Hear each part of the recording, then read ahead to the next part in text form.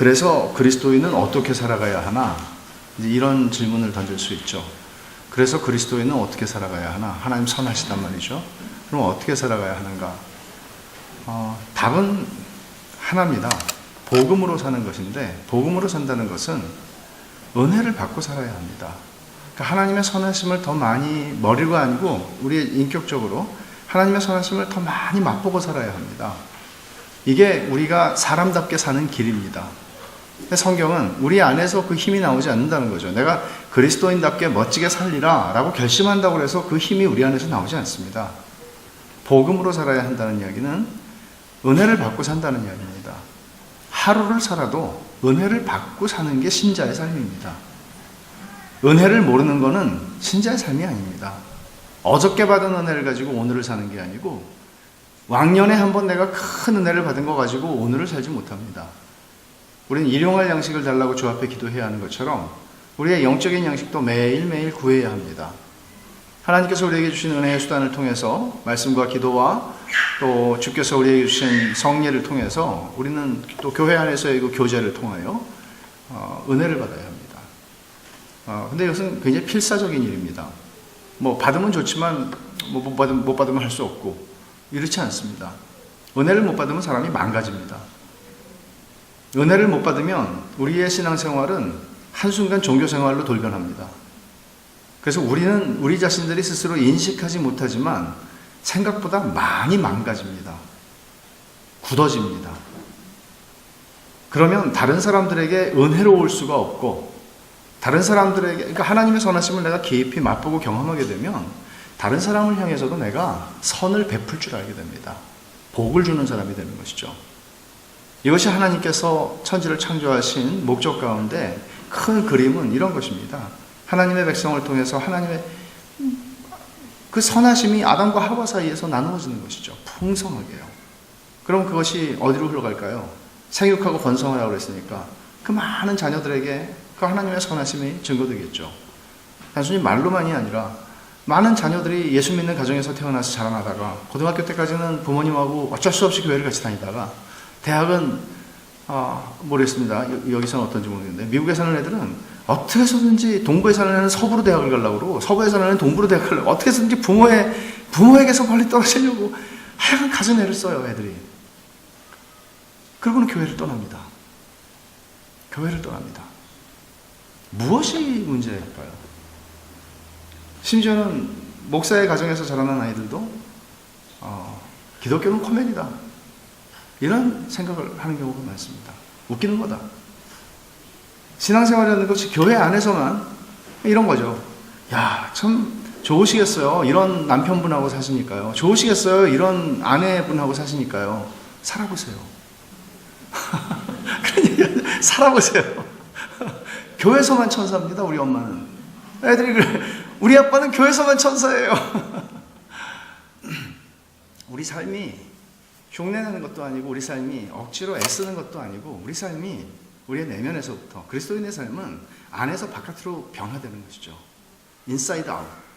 안에서 바깥으로 나가는 거예요. 근데 우리는 너무 많은 경우에 바깥에서 안으로 들어가는 거예요. 이 차이가 뭔가 하면 율법과 복음의 차이예요. 율법은 우리의 행동 거지를 고침으로써 우리의 삶을 다듬어가는 것이라면, 근데 속까지 가지 않습니다, 절대로. 그리고 일관될 수 없습니다. 절대로 일관될 수 없습니다. 그러나 안에서부터 우리를 변화시키시는 복음의 능력은, 말하자면 하나님께서 우리에게 끊임없이 선을 베풀어 주시고 선을 베푸시기를 그치지 아니하신다는 영원한 언약대로 하나님이 우리에게 베푸심으로써 마침내 우리가 감격하게 만드시는 거죠. 감동하게 만드시는 거죠. 하나님을 좋아하게 만드시는 거예요. 그러면 속에서부터 사람은 바뀝니다. 그래서 사람이 그런 방식으로 변하게 될 때에는 겉으로 나타나는 현상들이 많이 처음부터 바뀌지는 않을지 모르지만 이 변화는 지속성을 가지고 사람을 완전히 변화시킵니다. 그리고 사람이 은혜로워지죠. 하나님 말씀을 잘 알고 신학책도 많이 읽고 좋습니다. 그러나 그것이 우리를 이상한 사람으로 만들어갈 수도 있거든요. 그런 경우가 굉장히 많아요, 사실은. 이렇게 가는 것은 옳지 않죠. 바른 방향이 아니라는 얘기입니다. 그래서 어떻게 하면 우리는 복음적인 삶을 살 것인가, 율법적인 삶을 살지 않을 것인가, 이 문제를 제가 오늘 잠깐 다루고 마치려고 생각을 하는데, 우리 교회의 현실이 가지고 있는 딜레마가 있는데, 그건 뭔가 하면 우리 본성은 율법 친화적입니다. 우리 본성은 율법 친화적이라는 얘기는 우리가 아이들을 기를 때 상벌을 주잖아요. 너 잘하면은 상 주고 못하면은 맴매 안 되죠? 여기는 맴매 안 되죠? 네. 이런 얘기를 들었어요. 캐나다에 사는 분이 애를 데리고 비행기를 타고 인천공항에 내리자마자 애를 두들겨 패기 시작했다고, 1시간 동안.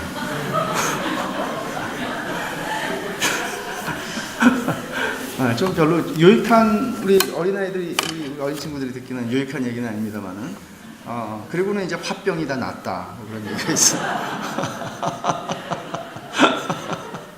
여긴 뭐 싱가포르도 가깝고, 가까운 나라들이 좀 있습니다. 우리는 율법 친화적입니다. 그래서 우리의 모든 삶은 다 상벌제도 또는 인과율의 법칙에 우리는 매여 있습니다. 그리고 그것이 굉장히 자연스럽습니다.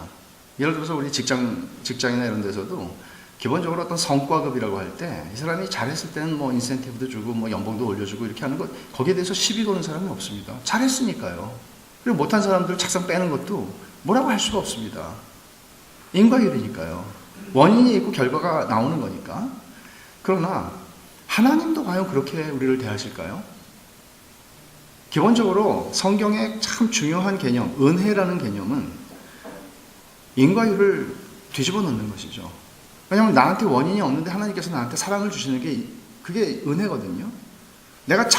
나는 매를 맞아야 되고 나는 지옥에 가야 되는데 하나님이 나를 때리지도 않으실 뿐만 아니라 나에게 하나님의 나라를 유업으로 주신단 말이에요. 말이 안 되는 것이죠. 나는 맞을 짓을 하고 있는데 하나님께서는 때리시지 않으시고 나에게 더 사랑을 베푸시는 거예요. 그러니까 회개하는 것도 마찬가지입니다. 칼빈이 기독교 강요에서 이런 얘기를 해요. 회개가 두 가지 종류가 있는데 율법적 회개가 있고 복음적 회개가 있다. 근데 저는 그것을 깨닫기 전까지는 제 과거의 모든 회개가 율법적 회개라는 것을 알게 되었어요. 대부분이 그렇습니다. 율법적 회개라는 것은 죄를 짓고 나서 하나님이, 이게 찜찜한 거예요. 그러니까 하나님이 나를 이 죄 때문에 나를 한번 크게 치실지도 모르겠다. 내 사업을 한번 그냥 확 꺾으실지 모르겠다. 내 건강을 치실지 모르겠다. 내 자녀들을 치실지 모르겠다. 이 친다는 개념 있죠? 이게 굉장히 위험하고 좀 별로 저는 사용하지 않았으면 좋겠다 싶은 말입니다. 심지어 교회 개인적으로 어려움을 당한 사람이 경제적으로 어려움을 당했는데 또 남편이 교통사고까지 당했단 말이에요. 예를 들어서. 그럼 교회 얘기를 못해요. 왜 못하는지 아세요? 사람들이 판단을 하니까요. 저 집에 저렇게 일이 설상가상으로 이렇게 터지는 거 보면, 하나님이 저렇게 치시는 걸 보면 분명히 맞을 짓을 했을 거야. 이런 생각들을 하는 것이죠. 그게 친구들이 욥에게 보여줬던 태도라는 거 아세요? 이거는 아픈 상처에 소금을 치는 것입니다. 하나님께서는 우리들을 그런 방식으로 이 사람들이 사실 위로하려고 온 거거든요, 욥을. 그리고 욥을 위로하러 왔는데 일주일 동안 말도 못했어요. 욥이 너무 처참해서 할 말을 잃은 거죠. 그리고는 이제 뭔가 말을 꺼내기 시작하는데 그들의 말은 잔인했습니다. 근데 잔인하기는 했는데 그 세 친구의 말들을 쭉 분석해보면 틀린 말 한 게 하나도 없습니다. 우리가 이해하고 있는 바 굉장히 상식적이고 맞는 말들만을 그들은 했습니다. 단지 하나님께서 판단하시기를 니네 말이 다 맞을지라도 욥의 경우를 설명한 거는 하나도 없어 라는 것이죠. 왜냐하면 욥은 원인 없이 고통을 당했거든요.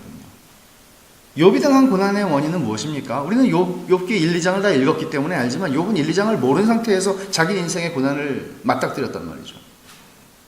그럼 1, 2장에서 하나님께서 욥은 모르는 일이에요. 하늘에서 일어난 일이니까 그래서 이게 수수께끼란 말이에요. 우리의 고난의 문제는.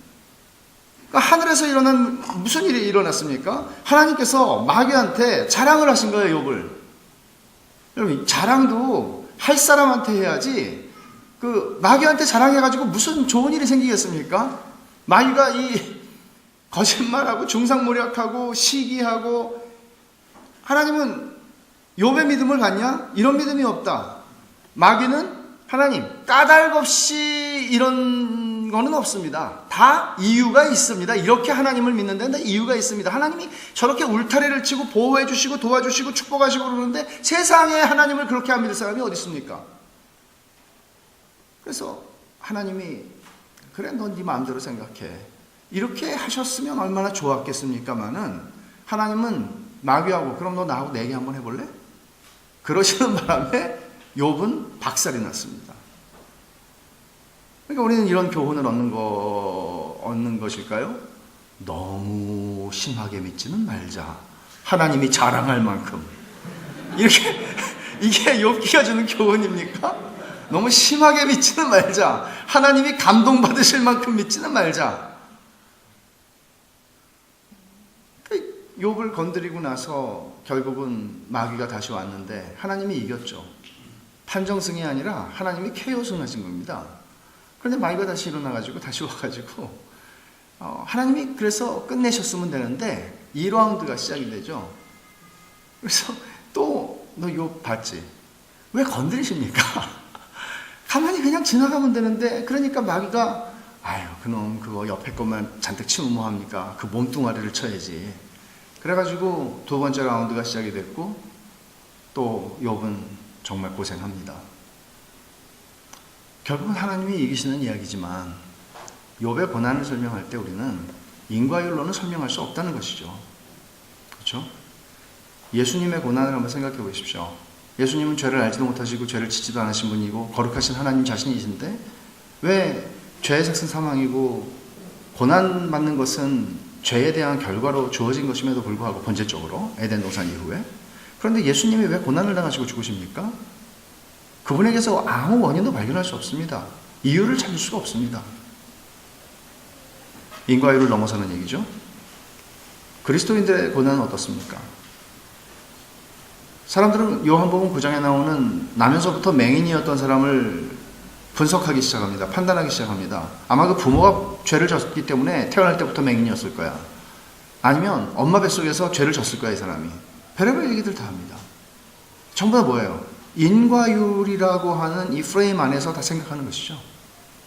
그런데 하나님께서는 이것은 하나님이 하시는 일을 나타내려고 하는 거야 라고 주님 말씀하십니다. 우리가 생각하고 있는 인과율에 다 담아낼 수 없는 것이 있단 말이죠. 그 은혜의 영역입니다.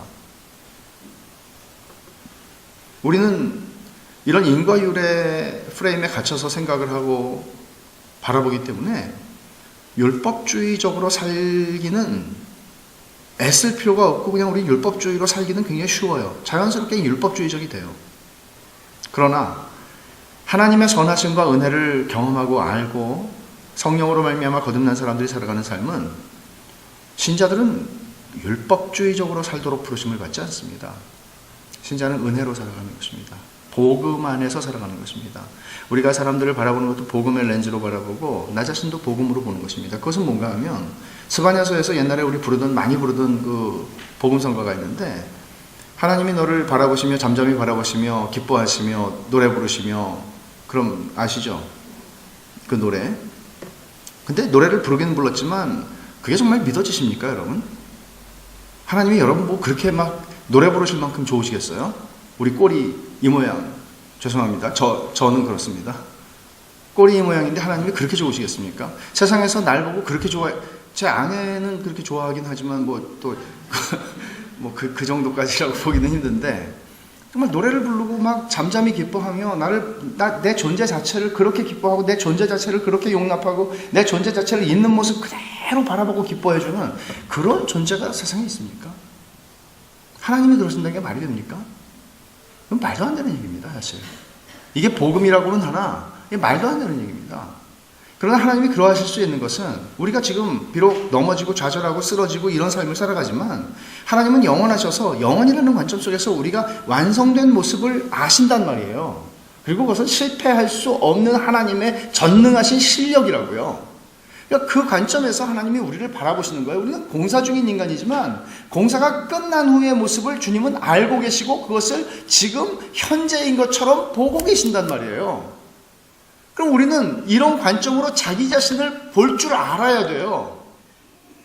우리가 넘어지고 뭐 잘못하고 그러면은 뭔가 하나님한테 침을 당할 것 같고 하나님이 내 인생을 뭔가 내가 제일 소중히 여기는 걸 한번 그냥 확 뒤집어 놓으실 것 같고 이런 두려움들을 우리가 가지고 있다면 그거는 좋은 신앙이라고 할 수 없습니다. 좋은 신앙이 아니에요. 그것은. 사랑은 두려움을 내어 쫓는다고 그랬는데 그것은 우리가 하나님을 바라볼 때 경외함을 가지고 있지만 그 경외함의 근본은 하나님을 향한 사랑이거든요. 무서워하는 게 아니라고요. 단순히. 그래서 제가 어저께 잠깐 말씀드렸지만 그저께인가 어저께인가 우리가 우리의 불투명하고 불확실한 미래를 바라볼 때 이런 일이 생기지 않을까 저런 일이 생기지 않을까 저 사람에게 있는 일이 생기지 않을까 드라마에서 본 게 생기지 않을까 하는 두려움들이 있어요. 근데 그런 두려움들을 다 물러가게 하는 거예요. 사실은. 왜냐하면 하나님의 손안에 우리 인생이 있으니까요. 무슨 일이 일어나든지 그 찬송가 무슨 일을 만나든지 뭐예요? 만사형통한다는 굉장한 가사죠. 무슨 일이 일어나든지 그건 만사형통이라고요. 무슨 일이 일어나든지 우리의 인생에 이만한 자신감이 그리스도인들에게는 있는 거예요. 이 자신감을 복음이라고 얘기할 수 있어요. 이건 근거 없는 자신감이 아니에요. 이거는 예수 그리스도의 십자가라고 하는 복음의 사건에 근거하고 있는 하나님의 선하심에 근거한 자신감이에요. 하나님의 약속에 근거한 자신감이지 내가 막연히 내 인생이 이렇게 되면 좋겠다 하는 거 아니란 말이에요. 그러니까 그리스도인들은 주눅들 일이 없어요. 어떤 인생의 사건 속에서. 그리고 그다지 뭐 잘난 척할 것도 별로 없다는 얘기죠. 그런데 대부분의 교회의 현실 속에서 우리가 경험하는 딜레마는 뭔가 하면 교회도 사람의 조직이잖아요. 사람들이 있는 조직이잖아요. 교회 안에도 소수의 핵심부 사람들이 있는가 하면 다수의 주변부 사람들이 있습니다. 여러분 20-80 법칙이라는 거 들어보셨나요? 어떤 조직이든지 20%의 사람들이 인사이더가 돼서 그걸 끌고 가면은 건강하게 갈 수 있다는 거예요. 20%가 근데 안 돼요, 보통은. 예를 들어서 교인이 1000명이면 100명, 200명 정도는 아주 인사이더가 돼서 거기서 뭔가를 막 하고 끌고 갈 수 있는 힘이 그러면 생겨요. 근데 200명이 잘 안 돼요. 그런데 이런 것들을 우리가 생각해 볼 수도 있겠으나 인사이더든지 아니면 주변부에 있는 분들이든지 안에 있는 분들을 제가 설명을 드릴게요. 둘 다 어떤 위험 요소가 있어요. 신앙생활 하면서. 안에 있는 사람들은 정말 의지도 강하고 정말 예를 들어서요. 새벽 기도도 열심히 나오고 또 교회의 모든 모임에 빠지지 않고 교회의 모든 봉사를 감당하고 있고 정말 희생적으로 많은 일들을 하고 있어요. 그래서 이런 생각을 하죠. 나 없으면 교회 안 돌아갈 것 같아요. 그 지점이 위험하다는 거예요. 그 지점이 위험하다는 거예요. 그리고 이 사람들은 상당 부분 믿음으로 하나님을 섬기는 것이기도 하고 은혜로 섬기는 것이기도 하지만 상당 부분 의무감이 끌고 갈지도 모르겠고 그럴 위험이 있다는 것이죠. 그리고 제자훈련을 해도 제자훈련이라고 하는 어떤 그런 형식들이 다양한 방식으로 한국 교회에 많이 있지 않습니까? 제자훈련하면 제일 잘합니다. 잘해요. 숙제 잘하고요. 하라는 거 잘해요. 근데 수석 졸업해요. 저는 제자훈련을 안 해요, 개인적으로. 그러니까 제자훈련이라고 있는 그 어떤 포멀한 그런 교육을 안 해요, 저는. 왜 안 하나 하면 그런 걸 하면은 공부 잘하는 사람은 다 잘해요. 제 경험상. 근데 책가방 끈이 좀 짧거나 공부를 좀 못했던 사람은 보통 일반적으로 못하더라고요. 저 미국에서 목회할 때 우리 교인들은 공부 잘한 사람밖에 없었거든요. 왜 제가 거기에 있었는지를 아직도 모르겠어요. 우리 왕년에 몇 등 했나 한번 얘기해 봅시다. 제가 그랬어요. 소그룹 리더들하고. 그리고 제가 그랬죠. 저는 초등학교 때 반에서 4등 한 게 내 인생 역사에 최고로 잘한 겁니다. 그랬더니 뒤집어져요. 목사님, 그건 등수라고 말하질 않는데요. 그 사람들은 전교 1등밖에 안 해본 사람들이에요. 그래서 제가 여기 있는 거라고. 우리 교회 진짜 초등학교 졸업 못하신 분 한 분 계신데 다 여러분 같지 않고 그분이 저 때문에 산다고. 쓰임새가 있는 거죠. 근데 한 가지를 봤어요. 공부 잘하는 사람은 머리도 좋긴 한데 의지가 장난이 아니에요. 한다 그러면 해요. 내가 이제 새벽 기도를 하겠다 그러면 365일 눈이 오나 비가 오나 해요. 의지 정말 대단해요. 여러분 좀 공감하시는 분들 계세요? 그분들 공부 잘하셨을 거예요. 공감 안 되시는 분들 계시죠? 공부 못했을 거예요. 상관없어요. 그럼 우리 배역이니까 공부 잘하는 배역도 있고 또 꼴찌 하는 배역도 있는 거잖아요. 근데 제자훈련이든 교회 일이든 뭐든 리더십을 가지고 뭔가를 하는 사람들의 경우에는 상당 부분 의지가 발동을 잘합니다. 그러니까 제가 던지고 싶은 질문이 이거죠. 우리가 의지로 구원받는 건 아니잖아요. 믿음으로 말미암아 의롭다함을 받는다는 것을 우리는 알고 이게 복음이지 의지로 말미암아 의롭다함을 받은 분이 있습니까? 없습니다. 그럼 의지와 믿음을 어떻게 구분할 수 있겠습니까? 의지가 약한 사람들은 따라오기 쉽습니다. 주변부에서. 예를 들어서 제자훈련을 하겠다고 신청을 했는데 5주 정도 하고서는 낙방합니다. 새벽 기도를 하겠다고 결심을 했는데 일주일을 채우지 못하고 실패합니다. 늦잠을 자는 바람에. 이거 어떻게 해야 될까요? 그럼 이 사람은 그냥 믿음이 없다고 단정하면 되나요? 교회에서 인사이더가 돼서 봉사하고 열심히 섬기고 뭔가를 빠지지 않고 하지 않는다고 그래서 저 사람은 왜 나오나 이렇게 하면 되나요? 저 사람은 믿음이 없는 사람이라고 그냥 쉽게 단정할 수 있나요? 그렇지 않습니다. 그렇지 않아요. 안에 있는 사람들은 멀찍이 따라오는 사람들을 바라보면 저 사람은 믿는 거야 안 믿는 거야? 이런 생각하기 쉽거든요. 저 사람은 참... 제가 이제 한번 이런 얘기를 한 적이 있죠. 교회 청년들한테 야 너희들은 제가 한 달에 한 번 나온다고 이상한 눈 뜨고 쳐다보지 마라.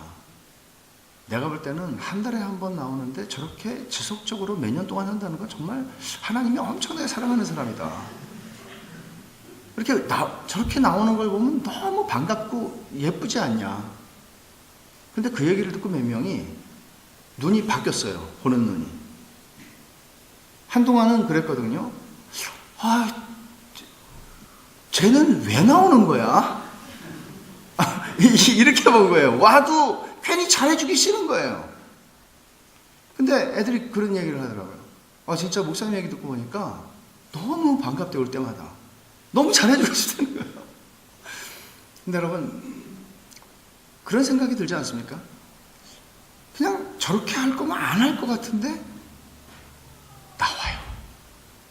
그 하나님이 저 사람에게 정말 은혜 많이 주시는 거 아닌가 싶어요. 모르겠지만 이런 해석이 가능하다는 것이죠. 그럼 우리는 신앙생활을 하면서 의지가 박약하거나 의지가 출중하거나 이런 사람들이 의지에 의해서 신앙생활하는 게 아니라면 믿음이라고 하는 것은 과연 어떻게 정말 저같이 의지가 박약한 사람은 믿음이 생겼을 때 어떻게 하는 것인가? 믿음으로 우리가 은혜를 받아서 간다고 할 때 우리는 과연 어떻게 이 신앙의 여정을 걸어갈 수 있는 것인가 하는 생각을 할 필요가 있습니다. 이런 질문들, 이런 문제의식들을 우리가 가지고 신앙생활을 할 필요가 있어요. 왜냐하면 신앙이라고 하는 것은 우리가 세상에서 모범생이라는 개념이 있죠. 세상에서 모범생이라는 것은 선생님한테 혼나지도 않고 학교의 규칙을 위반하지도 않고 공부를 잘하고 뭐 이런 것입니다. 뭐 어디 흠잡을 데가 없습니다. 그래서 모범생은 자기가 모범생인 건 압니다. 그죠? 학교도 인정하고요. 그런데 신앙은 그런 식으로 잘하지 않습니다. 이게 굉장히 중요한 부분입니다. 신앙은 이상하게 잘하는 것의 축적이 신앙이 되질 않고요. 비틀비틀거리면서 가는 게 신앙입니다. 근데 비틀비틀거리는 것이 꼭 남의 눈에 띄는 것은 아닙니다. 남의 눈에 띌 때는 내가 굉장히 반듯하게 잘 가는 것 같이 보여도 나 자신이 알만한 비틀거림은 누구에게나 있습니다. 때로는 남들까지 알게 되는 비틀거림이 있어서 좀 창피할 때도 있죠. 이런 실패들을 경험하면서 우리의 신앙은 자라갑니다. 이것을 놓치게 되면 우리 신앙은 굉장히 위험한 자리에 서게 돼요. 아무리 봐도 우리 교회는 나만큼 믿는 사람이 없어요. 이쯤 되는 생각에 이르게 되면 여러분들은 지금 못 고칠 질병의 수준으로 가고 계시는 겁니다. 이게 주님께서 지적하셨던 바 자기의라고 하는 것입니다. 자기의 self-righteousness, 자기의. 내가 의로워요. 내가 괜찮아요. 그런 자리에 서면 복음을 싫어하게 됩니다. 왜냐하면 복음은 언제나 우리의 자기의라고 하는 그 우리의 죄의 가장 극악한 형태를 대면하는 게 복음이거든요. 복음은 말하기를 너는 안 된다고 말하고 하나님이 된다고 말하는 거거든요. 근데 내가 이렇게 수고를 많이 하고 이렇게 애를 쓰고 이렇게 기도하고 이렇게 말씀에 붙잡혀 살아가고 있는데도 불구하고 안 된다고 말하면 기분이 나쁜 것입니다. 나 없이는 교회가 안 돌아간다고 생각하지 마십시오. 제가 우리 교인들한테 그럽니다. 제가 없어지면 교회가 더 잘 됩니다. 저는 그렇게 믿습니다. 나 때문에 교회가 돌아가지 않습니다. 하나님께서 하시는 것이죠. 신비한 것이죠, 그것은. 그래서 율법과 복음을 구분하자면 우리는 이렇게 구분할 수가 있을 것입니다. 율법은 명령이고 복음은 약속입니다. 율법은 문장으로 표현을 하자면 율법은 이런 문장입니다. If then 만약에 네가 이렇게 하면 그러면 이렇게 될 거야. 뭘까요? 네가 이 율법에 순종하여 살면 너는 살리라. 이렇게 말하는 게 율법의 문장 구조입니다. 그러나 복음의 문장 구조는 다릅니다. 복음의 문장 구조는 because, therefore. 하나님이 너를 위해서 그리스도 안에서 모든 것을 다 하셨어. 그러므로 너는 살리라. 라고 말하는 것입니다. 내게 원인이 있지 않습니다. 그러니까 잘하는 사람이나 못하는 사람이나 우리의 신앙생활이 율법주의에 묶여 있다는 것은 나는 의지가 약해서 신앙생활하기 힘들어. 나는 너무 잘하고 있으니까 나는 신앙이 좋은 거야. 이렇게 생각하는 건 전부 자기에게 달려있다고 생각하는 것이죠. 모든 것이.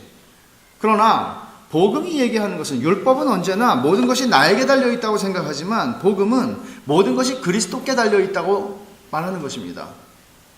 모든 것이 그리스도께 달려있습니다. 예를 들면 바울 사도가 자신이 다른 사도보다 더 많이 수고하고 많은 고생을 하고 복음을 전했지만 그것은 인정해요. 자기가 한 일이에요. 그러나 이 모든 것은 하나님의 은혜였다고 고백하죠. 자기가 했다고요. 근데 사실 알고 보면 내가 한 것도 포함하여 이게 다 하나님의 은혜에서 시작해서 은혜로 끝나는 일이었다고 그는 고백하는 거예요.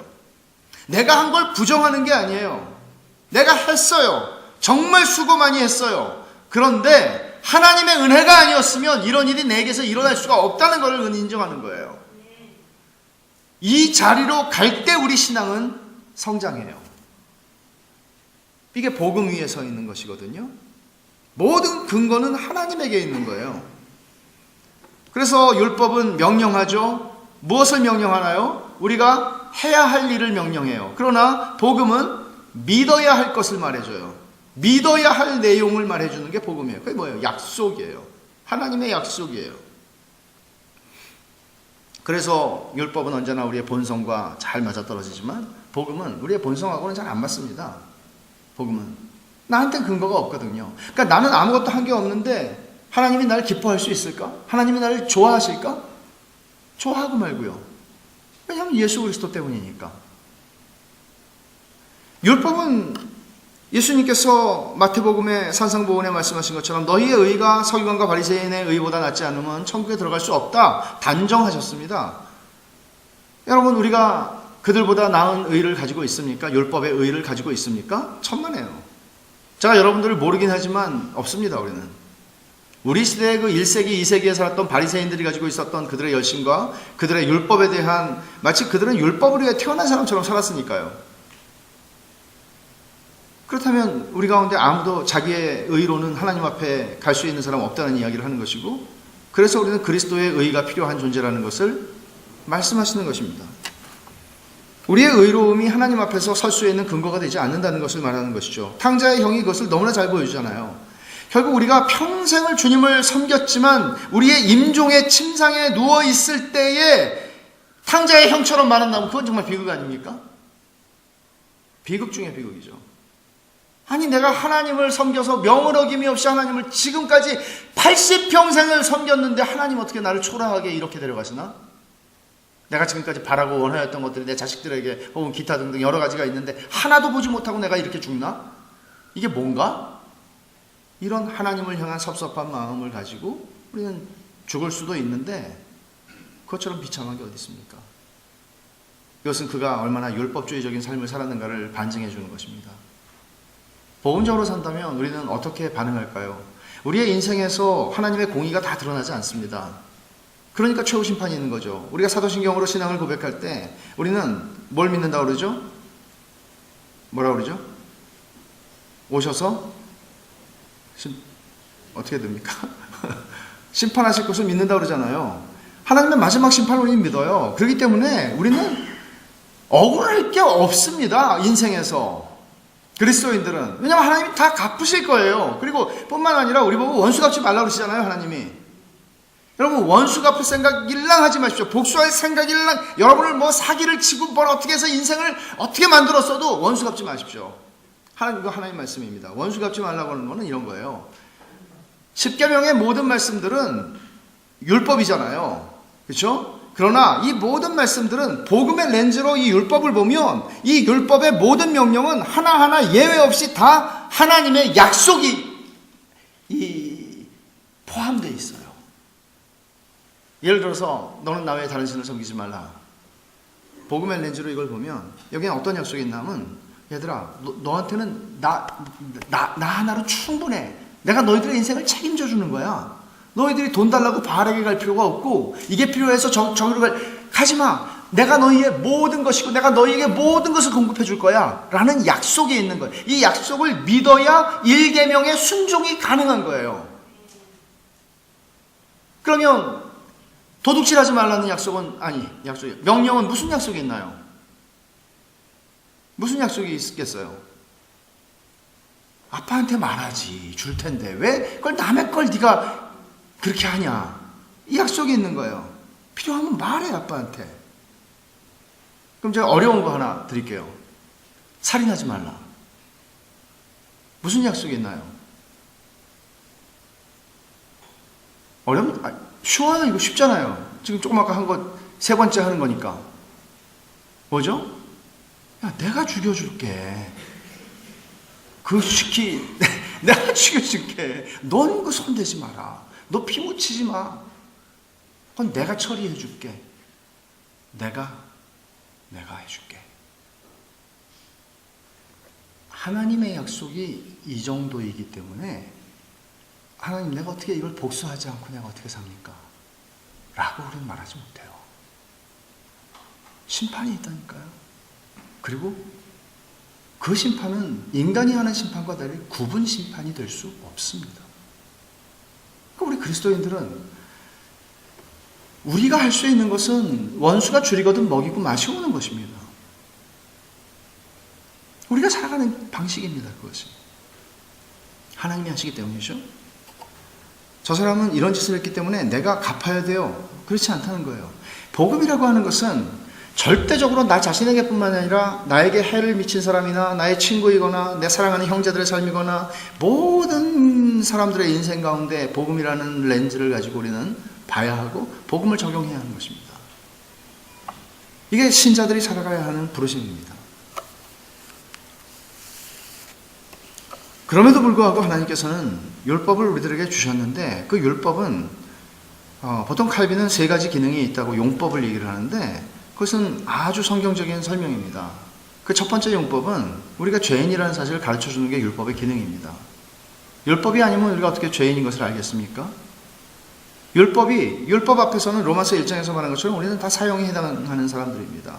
왜냐하면 율법을 주신 하나님이신 예수 그리스도께서 마태복음 5장에서 말씀하시기를, 산상보훈에서 말씀하시기를, 너희가 살인하지 말라 하는 말을 들었거니와 어떻게 하면 살인했다고요? 미워하면 살인했다고요. 그럼 우린 다 살인자입니다. 미워하지 않고 살아본 사람 아무도 없습니다. 우리 가운데. 우린 다 살인을 했습니다.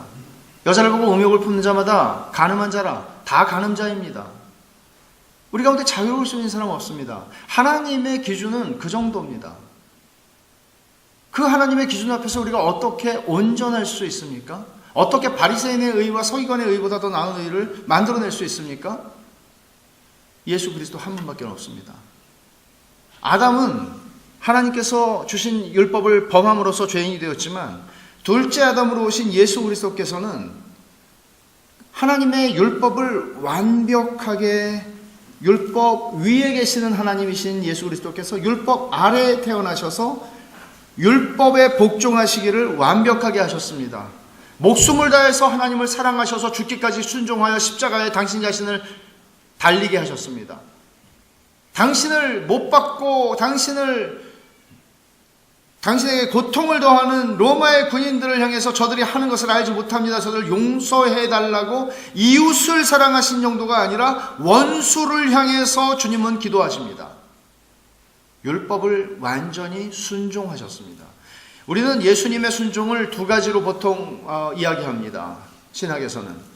하나는 능동적 순종이라고 그러고 하나는 수동적 순종이라고 합니다. 능동적 순종, active obedience예요. 수동적 순종, passive obedience예요. 우리는 주로 뒤에 있는 걸 많이 얘기하고 이해합니다. 예수님이 고난을 당하십니다. 십자가의 죽음을 당하십니다. 그것은 죄에 대한 대가를 지불하시기 위하여 주님이 당하신 일입니다. 그러나 예수님은 십자가에서 고난을 당하시고 죽기 위해서만 오신 것이 아니라 첫째 아담이 실패한 율법에 대한 순종을 실패했잖아요. 둘째 아담으로 오신 예수님은 율법을 완벽하게 지키시기 위해서 이 땅에 오신 것도 사실입니다. 예수님은 33년의 삶을 사시면서 율법을 완전히 순종하셨습니다. 능동적으로 순종하셨습니다. 원수를 사랑하셨습니다. 아버지를 사랑하되 목숨을 다하여 사랑하셨습니다. 그래서 율법을 순종하심으로 말미암아 의로움을 얻어내셨습니다. 바리새인과 서기관의 의와 비교할 수 없는 아주 퍼펙트한 것입니다. 그런 의를 이루시고 믿는 자들에게 그 의로움을 우리에게 전가하여 주십니다. 그리고 믿는 자들로부터 우리의 죄악을 가져가십니다. 이것이 예수님께서 이 땅에 오셔서 아버지를 사랑하여 믿음으로 순종하신 결과입니다. 그렇다면 예수님께서 십자가에서 마지막에 죽으실 때 다 이루었다라고 소리치셨는데 다 이루었다는 것은 어떤 것을 다 이루셨다는 것일까요? 여러분들이 여러분의 구원을 위하여 하실 것이 남아 있습니까? 어떤 부분입니까? 남아 있다면 예수님이 우리의 칭의를 다 이루셨다는 것입니까? 성화는 우리에게 남겨두셨습니까? 어떻게 이해를 하고 계십니까? 주님은 나는 너희를 위해서 칭의까지는 내가 하지만 성화는 너희가 해야 되라고 말씀하시지 않습니다.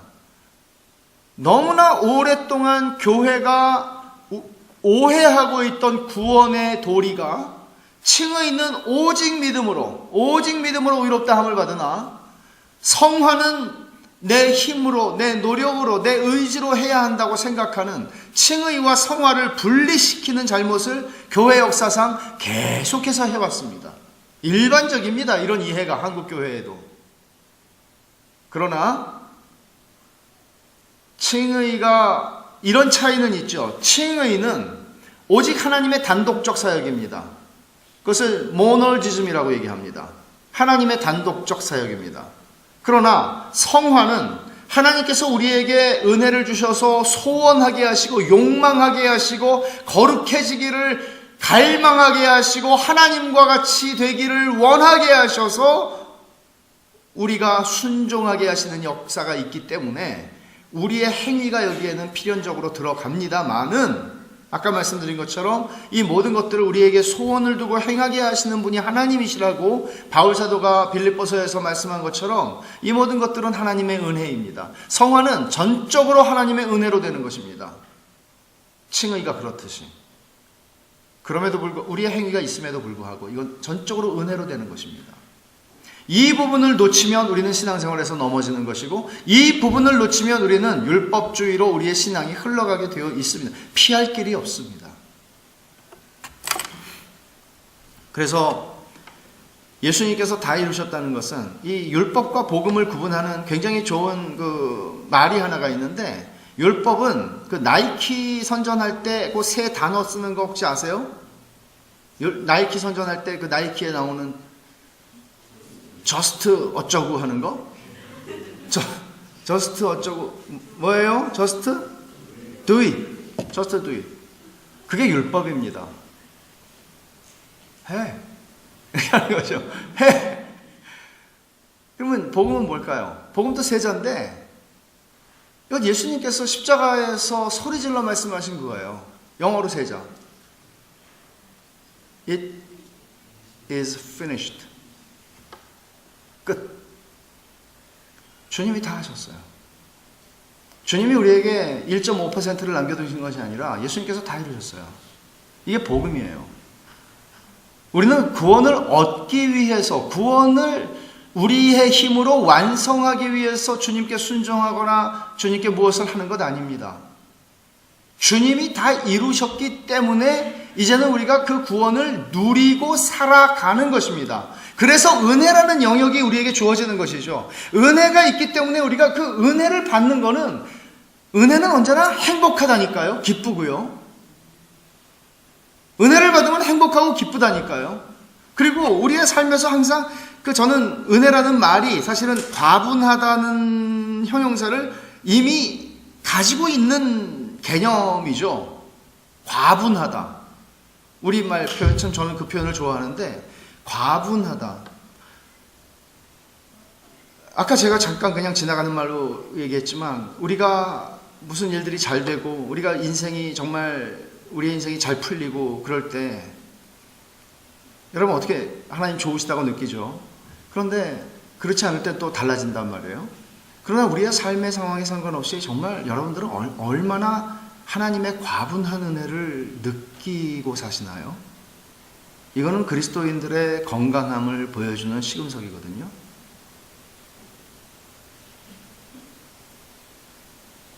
저는 미국에서 개척을 했어요.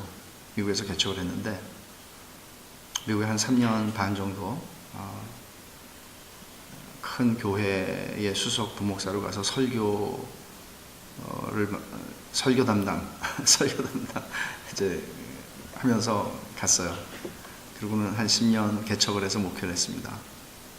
그리고 교회가 문을 닫게 됐죠. 실패한 겁니다. 롱스토리지만 실패자라고 생각이 들지 않았습니다. 내가 이런 환경 속에서 어떻게 설교를 할 수 있었을까, 지금까지. 끝까지. 타협하지 않을 수 있었을까. 너무 과분하다는 생각이 들었습니다. 나도 얼마든지 번영신학을 말할 수 있고 어떻게 하면 교회가 성장한다는 것을 나도 알고 나도 그렇게 하려고 생각하면 할 수 있을 것 같은데 어떻게 나는 뭐가 잘난 구석도 없는데 내가 뭐라고 내가 이렇게 말씀을 전할 수 있었을까? 과분했습니다. 그 은혜가. 문 닫는데. 그리고 미국을 떠나기 전에 한 뉴저지에서, 저희 멀지 않죠. 저희 메릴랜드 살았으니까. 뉴저지에서 교회를 개척하는 목사들을 위한 컨퍼런스가 열리는데 제가 이제 첫 번째, 두 번째 세션을 맡아서 강의를 하게 되었는데 저의 십몇 년 동안의 미국에서의 삶을 정리하면서 제가 마지막으로 이제 강사로 갔던 집회인데 제가 그 목사님들에게 전한 메시지의 제목은 부제인데 이런 것이었습니다. 두 제목인데요. 하나는 이렇게 하면 교회는 망한다. 교회 망하는 방법. 두 번째는 망해도 망하는 게 아니다. 근데 그렇게 이제 강의를 2번 하는데 목사님들이 막 엄청 은혜를 받는 거예요. 엄청. 그러니까 보세요. 개척을 해서 목회를 하는 분들이 강사를 부르면 개척해서 성공한 목사를 불러야 되잖아요. 그렇잖아요? 이렇게 하면 성공한다. 그게 듣고 싶은 거잖아요. 근데 저는 이렇게 하면 망한다. 그리고 망해도 안 죽는다. 그 얘기를 하는 거예요. 그리고 차라리 망하는 게 낫다. 이상하게 하느니 이런 얘기를 하는 거거든요. 제 말은 뭔가 하면 그래도 하나님의 은혜가 과분하다는 것을 느낄 수 있다는 게 정말 놀라운 것 아닙니까, 여러분? 정말 놀랍지 않습니까?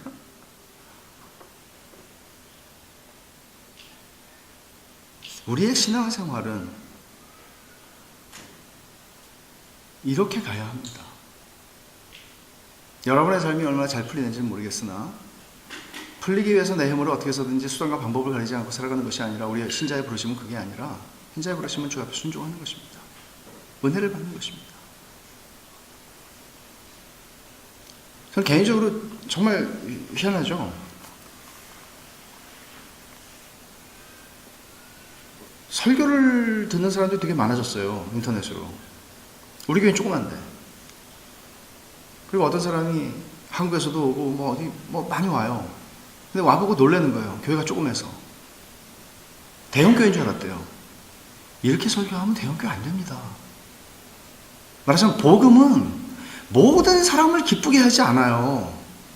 복음은 폭탄이에요. 우리의 자기 의를 산산조각 낸다고요. 자연인은, 거듭나지 않은 사람은 그걸 저항해요. 싫어요, 복음이. 복음에 조금이라도 물을 타면 괜찮습니다. 복음이 전혀 없다고 말할 수 없을 만큼 복음의 근거를 하되 복음에 물을 조금씩은 타서 전하면 사람들은 다 좋아할 수 있습니다. 그러나 그것은 설교자에게 하나님 주신 몫이 아니란 말이죠. 그리고 복음보다 더 큰 위로는 없습니다. 그리스도인에게는. 복음보다 더 큰 위로가 없어요. 하나님이 나를 그대로 용납해 주시는 그리고 용납해 주실 뿐만 아니라 영원한 기업의 영광의 풍성을 우리에게 보이시고 알게 하시고 나타내시기 때문이죠. 그리고 실현하시기 때문이죠. 복음보다 더 큰 위로는 없습니다. 내가 한 것이 없는데 주께서 이루신다는 것이죠. 복음에는 반전이 있습니다. 그 반전은 이 세상과 오는 세상 사이에서 일어나는 반전입니다. 예수를 믿는다는 것은 이런 걸 믿는 것입니다. 이 세상에서 내가 한번 호강 한번 해보겠다. 이 세상에서 한번 내가 성공을 해서 내가 콧대를 한번 눌러주고 싶은 사람이 있다. 이런 거 아니란 말이죠. 때로는 우리는 비참한 자리에 서 있을지라도 하나님께서는 그 비참을 통해서 우리를 기가 막힌 자리에 두고 계시는 거라고요. 그게 아니면 절대로. 전 그런 생각, 저는 사실 개척을 할 때요, 미국에서 개척할 때 우리 교인들도 다 똑똑하신 분들이고 잘 나가시는 분들이고 성공하신 교민들이고 1년 우리 교인들이랑 시작할 때 1년 안에 한 300명 될 거라고 우리는 확신했습니다. 저도 이렇게 잘 안 된 적이 없었거든요. 그전에는 다 잘 됐다고요. 다 좋아했다고요. 근데 그래서 돈을 많이 모았어요. 저희는 예배당 지려고 처음부터 돈을 막 모았어요. 1년 후에 예배당 분명히 필요할 것 같더라고요. 10년 동안 100명이었습니다. 계속 떠난 사람 수백 명이에요. 그 조그만 데서 떠난 사람이 수백 명이에요. 그러나 겉으로 볼 때는 어떨지 몰라도 신자의 삶은 바울이 얘기하는 것처럼, 바울이 고린도전서 4장에서 얘기하는 것처럼, 고린도 사람들이 바울이 1년 반 동안 복음 전해가지고 고린도 교회가 세워졌는데 거짓 교사들이 오니까, 거짓 교사들은 스펙이 화려하고 겉보기에는 정말 성공한 사람들이고 괜찮은 사람들이었어요. 굉장한 사람들이었어요, 겉으로 볼 때는. 근데 고린도 사람들이 이 사람들을 보니까 바울이 가짜같이 여겨졌죠. 그러니까 바울 보고 뭐라고 그랬어요? 당신 가짜지. 자기들의 영적 아버지를 향해서 당신 가짜지. 가짜들 보고는 진짜라고 그러고 진짜 보고는 당신 가짜지 그랬어요. 그러니까 바울 사도가 고린도 전서를 쓰고 고린도 중서 그건 잃어버렸죠. 그리고 고린도 후서를 쓴 거예요. 가짜지. 당신 가짜지.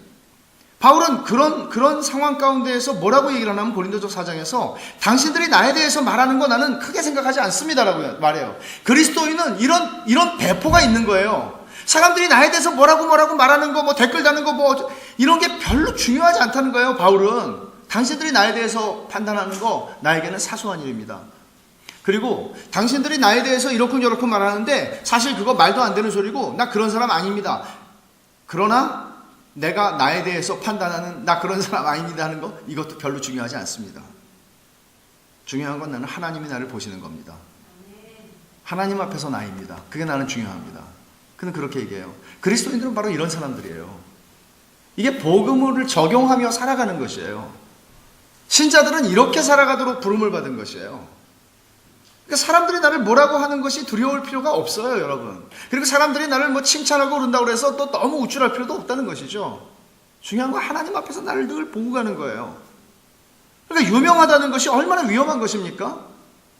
유명한 사람들 다 넘어지잖아요. 성공한 사람들 다 넘어져. 근데 성공하고 유명한 사람만 넘어져요? 아니에요. 성공하지 못해서 화가 난 사람도 넘어져요. 왜냐하면 똑같거든요. 율법주의를 가는 거는. 유명해지지 않아서 화가 난 사람도 넘어져요. 우리가 어떤 자리에 있든지 하나님 앞에서 자기 자신을 보는 것이 가장, 하나님이 나를 보는 게 제일 중요해요. 그게 복음이거든요. 늘 우리는 그 하나님 앞에서 우리 자신들을 보며 살아가는 거예요. 그러면 하나님은 무한히 영화로우시고 선하신 하나님이신데 그분이 내게 베푸시는 은혜를 보면 나는 형편없는 존재인데 그 하나님 앞에서 나를 보면 언제나 은혜를 받는 거라고요. 이게 은혜 받는 길이에요. 사람들한테 속지 않고요. 스펄전 목사님이 그렇게 얘기했죠. 뭐 2000년의 역사에 설교 제일 잘했다는 사람 두 사람 중에 하나가 스펄전 아니에요. 어떤 사람 누굴까요? 그보다 한 100년 없었던 조지 위필드라는 사람입니다. 스펄전이 설교를 하면, 먹는 얘기를 하면은 맛을 느꼈대요. 요즘에 태어났으면 이번 돈 많이 벌었을 뿐이에요. 텔레비전에는. 스펄전이 이런 얘기를 했어요. 한 번은 나가서 보통 목사님들이 악수하잖아요. 근데 이제 어떤 분이 목사님 오늘 같은 설교는 전 처음 들어봤습니다. 이렇게 하니까 아유 그렇지 않아도 어떤 분이 조금 아까 그렇게 얘기하고 가셨다고. 근데 그분이 마귀였다고. 나 절대 안 속는다고. 스펄전같이 설교를 잘했던 사람이 자기를 지키는 방법이었을 것입니다. 중요한 건 하나님 앞에서 나를 보는 것입니다. 언제나. 여러분이 잘 될 때나 못 될 때나 언제나. 그래서 우리는 지나칠 정도로 낙심하거나 우쭐하지 않습니다. 일희일비 안 한다는 것입니다. 안정적이고 우리의 주변 세상은 흔들리고 혹은 내 인생 가운데 나를 흔들어서 나를 어떻게 하는 것들이 일어나지만 우리는 견고하게 갈 수 있는 것이죠. 그래서 율법과 복음의 관계를 생각하면 우리는 이렇게 깨지고 상하고 하는 가운데 하나님의 관점을 붙잡는 그 자리로 가는 것을 점점 배우는 것입니다. 오늘 본문에 보면 제가 이제 시간 되는 데까지만 하고 이제 끝나갈 거거든요. 할 거는 오늘 저녁까지 해야 되는데 비행기 타기 전까지 저 시간이 많거든요 사실. 다과회가 있다고 그래가지고 그 전에 끝내야 되겠습니다. 저는 연장전을 잘하거든요. 오늘 읽은 말씀 보면 6장 1절에 은혜를 더하게 하려고 죄에 거하겠느냐? 그럴 수 없다. 죄에 대해 죽은 우리가 어찌 그 가운데 살려. 근데 이 말씀이 나오는 거는 사실은 이게 구원파와 기독교가 갈라지는 지점이 이 부분이에요. 구원파는 적어도 로마서 3장, 4장, 5장까지는 저는 구원파처럼 가르쳐야 된다고 생각해요. 근데 6장으로 넘어가는 과정이 없어요. 6장, 7장이 없어요. 구원파에는. 그러니까 이렇게 얘기하죠. 어떤 목사님이 휴가를 내서 우리 교회에 한번 오신 적이 있는데 그 목사님이 그런 얘기를 하세요. 젊은 분인데 목사님처럼 설교하면 교인들이 안 움직일 것 같대요. 그러니까 약간 좀 이렇게 여러분 그렇게 해가지고 주님이 기뻐하시겠어요? 똑바로 하세요. 좀 이렇게 약간 이렇게 양념, 이 율법의 조미료가 들어가야 이 사람이라는 게, 여러분 하나님께서 큰 상을 놓고 지금 기다리시는데 상이 3개밖에 없다고 제가 들었거든요. 3분 자원하시는 분 이렇게 해야 좀 돌아가요. 근데 그게 없는 거예요. 여러분 잘한다고 하나님이 더 사랑하시겠어요? 못해도 사랑해요. 괜찮아요. 퍼지세요. 이렇게 그러니까 상 받으려고 막 그렇게 해가지고 막 따라오네. 더 빨리 뛰어야지. 이러지 마세요. 이런 거거든요. 그래서 우리는 복음을 잘 전하고 나서 율법이라고 하는 조미료를 치는 경향이 있어요. 그러니까 조미료를 안 치면 뭔가 교회가 돌아가야 되잖아요. 교회도. 하던 사람들이 안 할 것 같은 거예요. 막 헌신을 안 하고. 조미료 맛을 너무 보면 이게 고기 맛인지 조미료 맛인지 몰라요. 그러니까 고기 맛을 본 사람이 없는 거예요. 그리고 바울이 여기서 얘기하는 바 정말 이 5장 20절에 이렇게 말했어요. 율법이 들어온 것은 범죄를 더하게 하려 함이라. 그러나 죄가 더한 것에 은혜가 넘쳤다 그러니까 죄가 더한 것에 은혜가 넘쳤다. 은혜를 많이 받으려면 죄를 많이 져야 되겠구나. 이렇게 가는 거죠. 사실 구원파의 논리는 여기까지입니다. 그러니까 이런 질문이 로이드 존슨 이렇게 얘기해요. 우리가 복음을 제대로 전했다면 이 질문이 나와야 된다는 거예요. 목사님 말씀을 듣고 보면 막 살아도 되겠네요. 아니 막 사는 게 더 은혜 받는 길이네요. 이 질문이 나오도록 가르쳐야 된다는 거예요. 근데 이 질문이 나올까봐 율법을 미리 쳐요. 안 나오죠. 그리고 율법과 복음에 섞여 있는 삶을 살아가는 거예요. 그래서 바울은 말하는 거예요. 그래, 은혜를 더하게 하려고 죄에 거할래? 천만의 말씀이라고 얘기를 하는 겁니다. 여기서부터가 구원파와 기독교가 갈라지는 지점이에요. 여기서 기독교가 얘기하는 것은 2절에서 죄에 대하여 죽은 우리가 어찌 그 가운데 살리요? 바울 사도가 보는 그리스도인이란 누구인가? 그는 죄에 대해서 죽은 사람입니다. 제가 그리스도인의 정체성에 대해서 2가지를 얘기할 건데 로마서 6장을 가지고 첫째는 죄에 대해서 죽은 자입니다. 죄에 대해서 죽었다는 것은 경험적인 사실을 얘기하는 게 아니고요. 그리스도인은 죄를 짓지 않는다는 말을 하는 것도 아닙니다. 그리스도인 우리가 알다시피 죄를 짓습니다. 그런데 왜 바울은 죄에 대하여 죽었다라는 표현을 쓰는 걸까요? 이 표현은 1절부터 11절까지는 명령이 하나도 안 나옵니다. 진술입니다. 아까 제가 율법과 복음을 구분하는 것을 명령과 약속이라고 그랬는데 또 하나의 구분법이 있습니다. 이것은 문법적 구분법인데 율법은 명령법입니다. 그렇죠. 문장으로 보면은 하지마 이거죠. 복음은 명령문이 아니고 평서문, 직설법입니다. 이렇다 저렇다 하는 것입니다. 이거는 임페라티브이고 이거는 인디카티브예요. 그러면 하나님이 다 하셨어? 하나님이 예수 안에서 다 하셨어? 이게 복음이에요. 율법은 해, 안 해? 그러면 너 죽어. 이렇게 하는 게 율법이에요. 설교는 이렇게 하십시오. 그러면 여러분들이 하나님의 은혜와 사랑을 받을 것입니다라고 하게 되면 그건 명령법으로 끝나는 것이기 때문에 율법주의적인 설교가 되기가 쉬워요.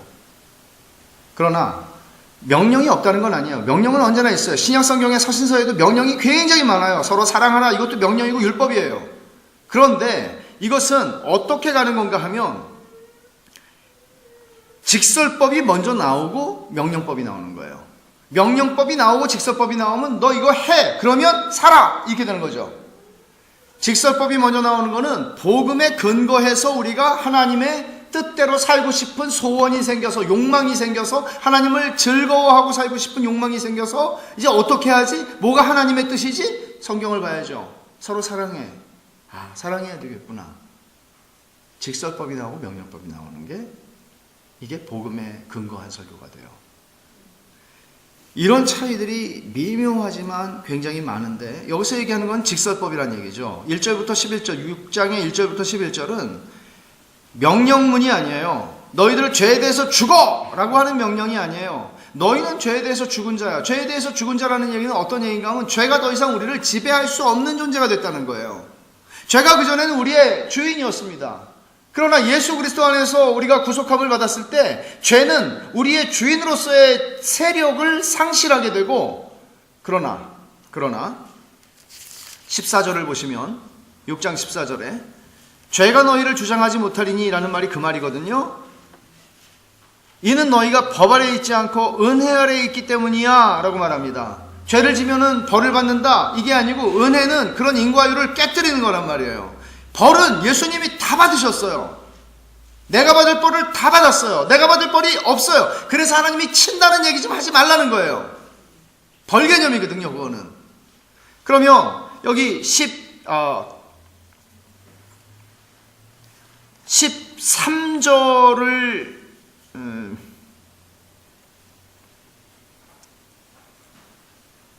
12절이야, 12절.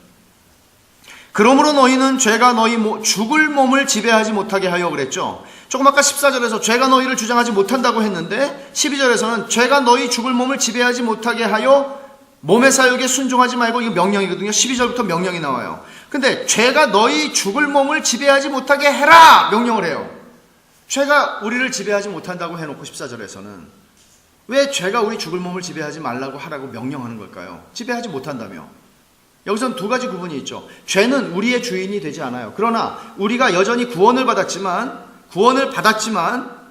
여러분들이 이 존 스토트가 이 부분을 설명하면서 뭐라고 설명했냐면 신자는 이 땅에 살아가는 신자는 절반만 구원받은 존재다. half saved라고 하는 표현을 썼어요. 반 구원받았다. 반 구원받았다는 말을 오해하면 안 되는 것이 이것이 구원이 중단될 수도 있다는 얘기가 아니고 구원은 완성이 되죠. 그러나 지금 우리의 영혼은 구원을 받았지만 우리의 몸은 죽을 몸이에요. 여러분 구원받았다고 해서 불사하나요? 구원받았기 때문에 우리 안 죽어요? 구원받아도 다 죽죠. 그리고 구원받은 사람 죽으면 몸이 안 썩어요? 썩어요. 구원받은 사람은 그 다음부터 주름살 안 생겨요? 생겨요. 구원받았음에도 불구하고 우리의 몸은 여전히 아담의 범죄로 말미암아 일어난 죽음이라고 하는 것에 복종하게 되어 있다고요. 그러나 우리 영혼은 죽지 않잖아요. 내가 오늘 나와 함께 낙원에 있으려고 그랬잖아요. 우리의 몸은 죽을 몸인데 그러다 보니 여전히 죄의 세력 안에 연결되어 있다고요. 내재하는 죄의 힘이 있다고요. 그러므로 바울 사도는 지금 12절에서 너희 죽을 몸을 지배하지 못하도록 죄가 이 싸움을 해라. 이게 갈라디아서 5장에서 너희 안에 육체의 소욕이 있고 성령의 주장하심을 따라서 너희가 죄와 싸워 죄를 죽여라 하는 얘기하는 거하고 똑같은 얘기예요. 그러나 죄가 우리의 주인은 아니라는 얘기죠. 이 죽을 몸이라고 하는 말을 6절에서 다시 한번 설명하는데 우리가 알거니와 우리의 옛사람이 예수와 함께 십자가에 못 박힌 것은 죄의 몸이 죽어 다시는 우리가 죄에게 종노릇하지 아니하려 함이니 죄의 몸이라고 표현했는데 이게 12절에서 죽을 몸이라고 한 거하고 똑같은 말이에요. 죄의 몸이에요. 이런 상태, 우리는 완전히 구원받은 사람이에요. 그러나 여전히 죽을 몸, 죄의 몸 아래 죄의 몸이 있어요. 우리에게는. 그래서 신자가 되기 전의 삶에서는 그런 갈등이 없었으나 신자가 되어 살아갈 때에는 갈등이 생기는 거예요. 우리 안에서의 내적인 씨름을 해야 되는 거예요. 싸움을 해야 되는 거예요. 왜냐하면 내 영혼은 하나님 앞에 거룩하게 살기를 원하지만 내 죄의 소욕, 그것이 내 몸을 움직여서 죄의 사욕을 따라 살아가도록 자꾸 나의 본능은 본래 하나님이 주신 본능은 선하고 좋은 것인데 그 본능이 몸의 사욕, 정욕이 되어버리는 거예요. 이 싸움을 해야 되는 것이죠. 그리스도인들은. 그러니까 이 얘기를 바울 사도는 6절에서 하고 있는데 이게 죄에 대하여 죽은 우리라는 것은 하나의 선언이에요. 우리는 죄의 지배를 받는 사람이 아니에요. 그러나 우리의 몸이 죄의 몸이고 죽을 몸이기 때문에 이 싸움이 우리에게는 살아있는 동안에 있어요. 존재해요. 이 싸움을 해야 돼요. 이게 죄에 대해서 죽으리라는 말의 의미이고, 또 하나 그리스도인의 정체성을 설명하는 또 하나의 단어는 6절에서 3절을 보죠. 무릇 그리스도 예수와 합하여 세례를 받은 우리는 그의 죽으심과 합하여 세례를 받은 줄 알지 못하냐. 여기 합하여라는 말이 나오죠. 이 말은 우리말 어법이 아닙니다. 이거는 그리스 말을 그대로 번역을 하기 위해서 이렇게 번역이 된 것이죠. 여러분이 세례를 받을 때 너는 그리스도 예수와 합하여 세례를 받는다 이렇게 표현하지 않죠. 우리는 성부와 성자와 성령의 이름으로 세례를 주노라 이렇게 하죠. 그 말하고는 다른 말이에요. 지금 이 말은 그리스도 예수와 합하여 세례를 받는다는 것은 영어 표현으로 하면 baptized into the Christ예요. 그리스도 속으로 세례를 받는다는 표현이에요. 그럼 이 표현이 3절에서는 그리스도 예수와 합하여라고 나와 있고 4절에서는 그러므로 우리가 그의 죽으심과 합하여라는 말이 또 나오죠. 세례를 받은 죽으심과 합하여, 또 그와 함께라는 말이 나와요. 장사되었어요. 이는 아버지의 영광으로 말미암아 그리스도를 죽은 자 가운데 살리심과 같이 우리로 또한 새 생명 가운데 행하게 하려 함이라. 만일 우리가 그의 죽으심과 같은 모양으로, 여기서 같은 모양이라는 표현이 나오죠. 연합한, 같은 모양으로 연합한 자가 되었으면 또한 그의 부활과 같은 모양으로 연합한 자도 되리라. 결국 이 합하여라는 말, 또 함께라는 말, 같은 모양으로 연합한 자라는 말은 전부 같은 의미를 얘기하는 것인데, 이 말에서 우리는 그리스도와의 연합이라고 하는 엄청난 교리를 설명할 수 있어요. 그리스도와의 연합이라는 말을 저는 신학교 가기 전까지는 들어본 적이 없었습니다. 저는 모태신앙이고 교회 열심히 나간 사람이었음에도 불구하고 들어본 적이 없었습니다. 그러나 그리스도와의 연합이라고 하는 것처럼 그리스도인이 받은 구원을 이렇게 기가 막힐 정도로 영광스럽게 설명하고 있는 개념이 있다는 것이, 그리고 이것이 바로 이 본문에 근거하고 있다는 것이죠. 그리스도와 연합했다는 말은 이런 말입니다. 그리스도와 합하여 세례를 받는 것은 우리가 그리스도와 결혼하는 것입니다. 이 표현에 의하면. 결혼식을 하면은, 결혼할 때 그러죠. 둘이 합하여 한 몸이 될지니라. 한 몸이 되는 것입니다. 연합하는 것입니다. 그럼 그리스도와 연합한다는 말은 어떤 의미인가 하면, 케이트 미들턴이 평민이었는데 영국의 해리인가 윌리엄인가 하여간 형 아니면 동생인데 결혼했잖아요. 그 할머니가 왕 아니에요, 왕. 그러면 케이트 미들턴은 이 해리와 결혼함으로써 이 사람은 해리가 누리는 모든 지위와 권세와 영광과 부와 모든 것들을 동일하게 누리는 사람이 되는 겁니다. 결혼을 통해서. 이게 연합이라고 하는 것을 보여주는 이 세상의 제도는 결혼입니다. 그래서 제가 이제 결혼 상담할 때 주례하기 전에 한 4주 상담을 하거든요. 그래서 깨려고 하죠. 그래도 결혼할 거야? 결혼하면 불행해. 힘들거든, 굉장히. 그래도 할 거야. 결혼하면 은행계좌 합쳐라. 그러거든요, 제가. 따로 주머니 차는 거는 이혼 준비하는 거다. 그리고 비성경적이다. 어카운트에 이름 두 사람 이름 올려라. 같이. 뭐 동의하는 분도 있고 안 하시는 분도 있고, 제가 결혼 상담하러 온 건 아니니까. 근데 내 주머니 따로 차고 예수님 주머니 따로 있는 게 연합이 아니에요. 연합이라고 하는, 그리스도와 연합이라고 하는 것은 주님께 내 거고 내 것도 주님 거예요. 이게 연합이라는 개념이에요. 부부가 됐는데 딴 주머니 차는 게 아니고요. 부부가 됐으면 우리 서양 사람들은 전통적으로 성을 바꾸잖아요. 처녀 때 성을 바꾸잖아요. 아버지 성이 있는데 성을 바꾸잖아요. 그거는 연합이라는 것을 기가 막히게 보여주는 성경적 전통이라고 저는 생각을 해요. 요즘 젊은 것들은 또 성 안 바꾸더라고요. 어쨌거나 간에 여러분, 이렇게 연합을 한다는 것은 우리가 누구와 연합하는 거예요? 그리스도와 연합을 하는 건데, 그리스도와 연합한다는 얘기를 단적으로 얘기를 하면 이런 거예요. 하나님께서 나를 보실 때 믿음으로 말미암아 의롭다함을 받았고 그리스도와 믿음으로 말미암아 연합한 나를 보실 때 하나님 아버지께서는 예수 그리스도를 바라보시는 것처럼 나를 바라보신다는 얘기예요. 이게 얼마나 이게 영광스러운 얘기인지 아세요? 죄를 진 적도 없어요. 나는 죄를 알지도 못해요. 그리스도께서 그러시니까. 그런 그리스도처럼 나를 바라보시니까 그게 우리의 구원이 완성된 모습이잖아요. 그 모습으로 주님이, 하나님 아버지께서 우리를 바라보시기에 하나님은 기뻐하실 수 있고, 우리를 바라보시며 노래가 흘러나오고 그 기쁨을 이길 수 없을 만큼 기쁘신 거예요. 우리의 완성된 모습을 보시니까요. 그 완성된 모습에는 그리스도의 피 흘림이 있고 그리스도의 공로가 있는 것이죠. 그리스도와 연합한 존재예요. 우리는 그런 존재로 하나님이 우리를 바라보시는 거예요. 그렇다면 여러분 자신이 복음을 적용한다는 것은 여러분 자신이 우쭐하고 교만해지는 게 아니라 우리가 넘어지고 부침을 경험하며 살아갈지라도 우리의 모든 삶 속에서 하나님께서 복음으로 나를 바라봐 주시는 것처럼 내가 나를 바라보는 거예요. 이것처럼 기가 막히게 좋은 것이 어디에 있습니까? 이게 복음이죠. 정말 굿뉴스죠. 하나님이 나를 그렇게 보신다는 거예요. 설령 내 남편은 나를 그렇게 보지 않아도, 내 아내는, 사람들은 나를 그렇게 보지 않아도 상관없어요. 이게 바울이 하는 말이에요. 하나님은 나를 그렇게 보시는 거예요. 그럴 때 이 복음은, 우린 열등감이 굉장히 많은 사회잖아요. 한국 사회는 특히 1등부터 꼴등까지 줄 세우는 사회잖아요. 한국은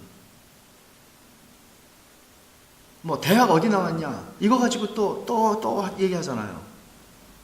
근데 그런 사회 속에서 혹은 뭐 어려서부터 부모에게 버림받고 정말 고아원에서 자라고 세상에 아무리 힘겹고 그런 삶을 살았다 할지라도 복음은 그런 사람을 치유하는 능력이 있다는 말을 할 수 있는 것이 뭔가 하면 이거는 우리를 완전히 새롭게 우리의 존재를 새롭게 하는 거거든요. 혁명적인 거거든요. 내가 이런 존재거든요. 그렇다면 그것을 자기 자신에게만 적용하지는 않죠. 믿는 우리에게 서로에게 적용하는 것이죠. 그게 교회의 영광이에요. 그게 교회의 영광이에요. 우리는 다 공사 중인 사람들이잖아요. 그러나 이 사람도 하나님이 이 사람을 보실 때 정말 기뻐하시는 사람이란 말이에요. 이 사람이 거듭난 그리고 주님을 정말 사랑하는 사람이라면, 그런데 성질은 아직 좀 더 시간이 필요한, 참아줄 힘이 생기는 거죠. 그 사람을 받아줄 힘이 생기는 거죠. 그런 사람들이 교회에 많아야 돼요.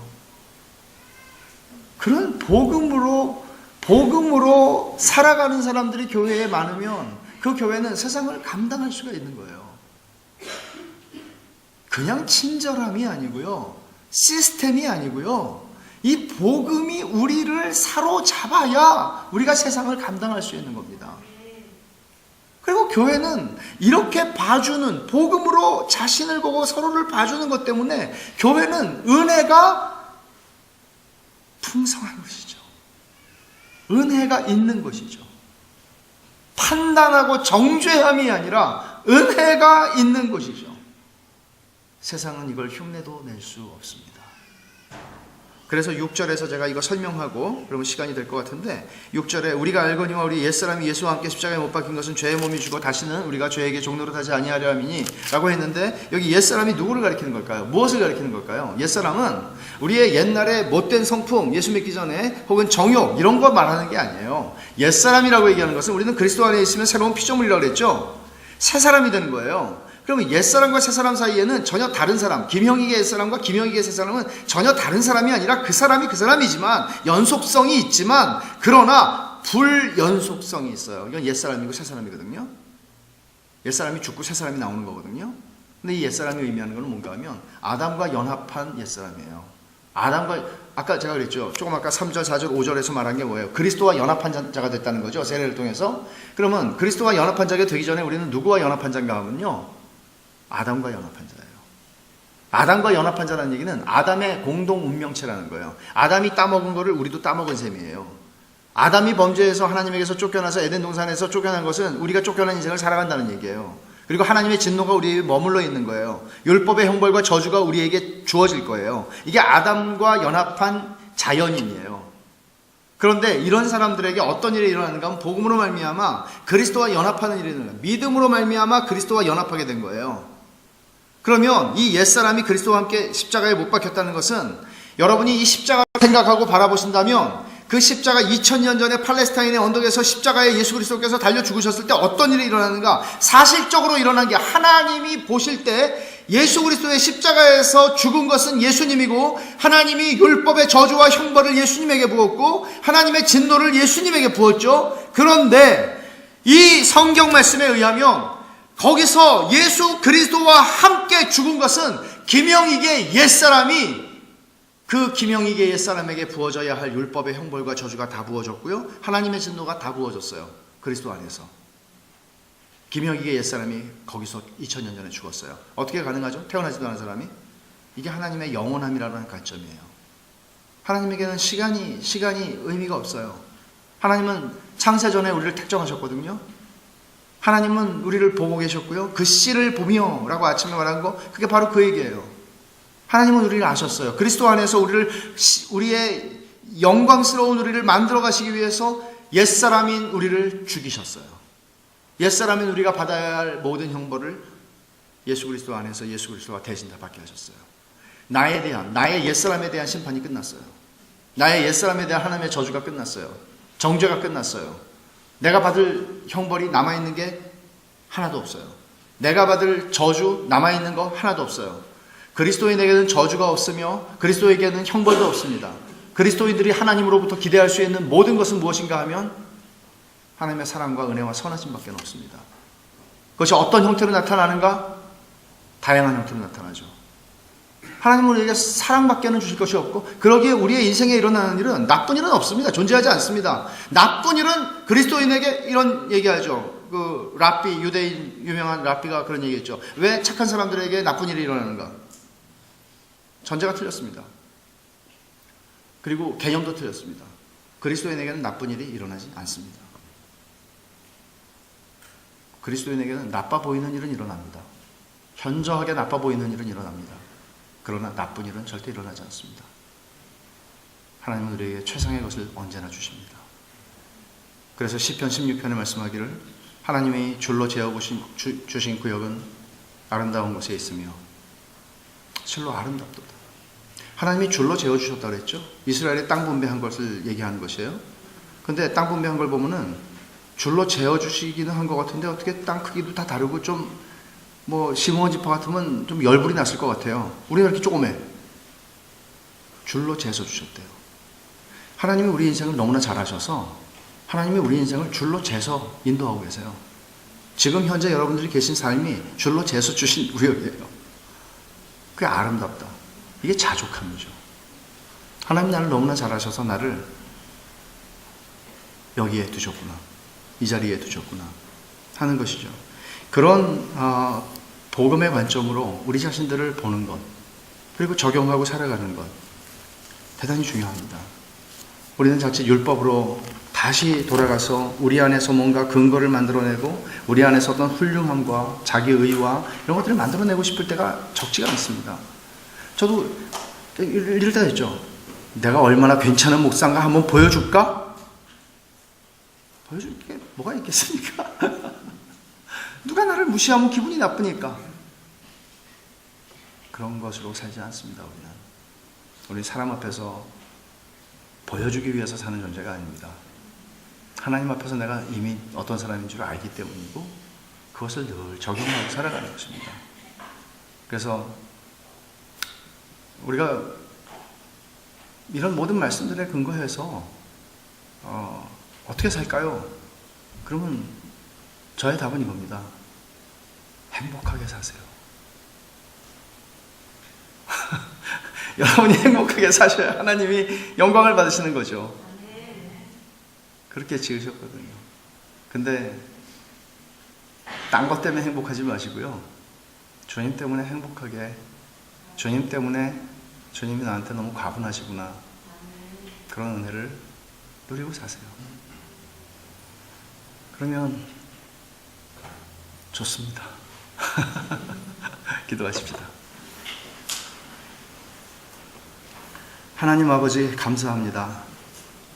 부족한 종을 통해서 주의 말씀을 사랑하는 퍼스 한인 장로교회에 주님의 백성들과 나눌 수 있는 특권을 주셔서 감사합니다. 하나님 아버지, 이 복음 안에서 저희들이 하나님의 선하심을 향유하게 하시고 하나님을 즐거워하며 하나님을 영화롭게 하는 삶을 살다가 주 앞에 영광스럽게 서게 하여 주시옵소서. 예수님의 이름으로 기도하옵나이다. 아멘.